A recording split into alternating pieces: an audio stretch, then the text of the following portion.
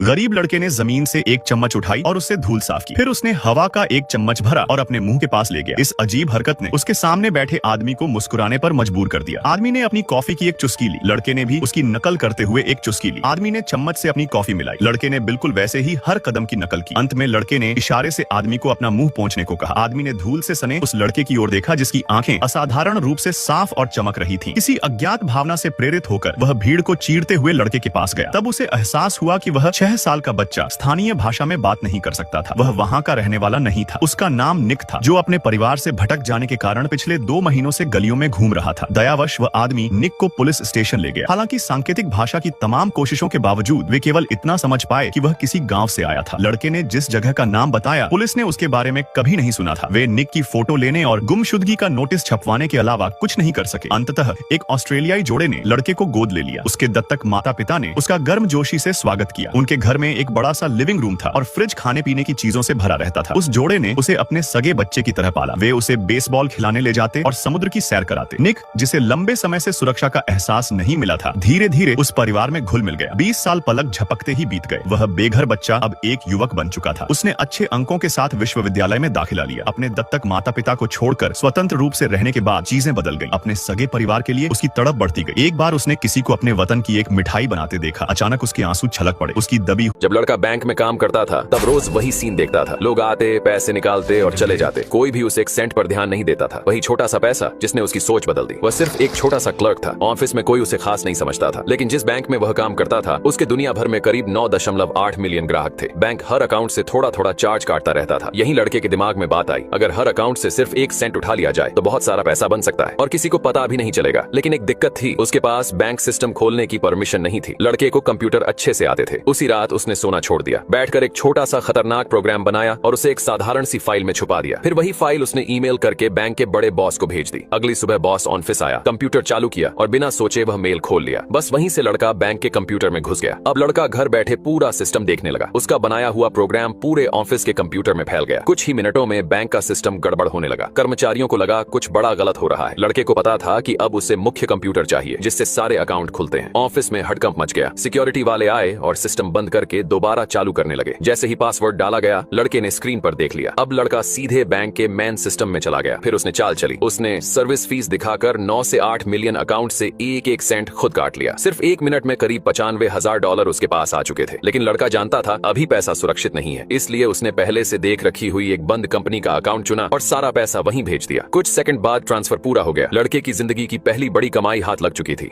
लड़के को अब पूरा यकीन हो गया था कि वह जमीन के नीचे बने लंबे गलियारे में फंस गया।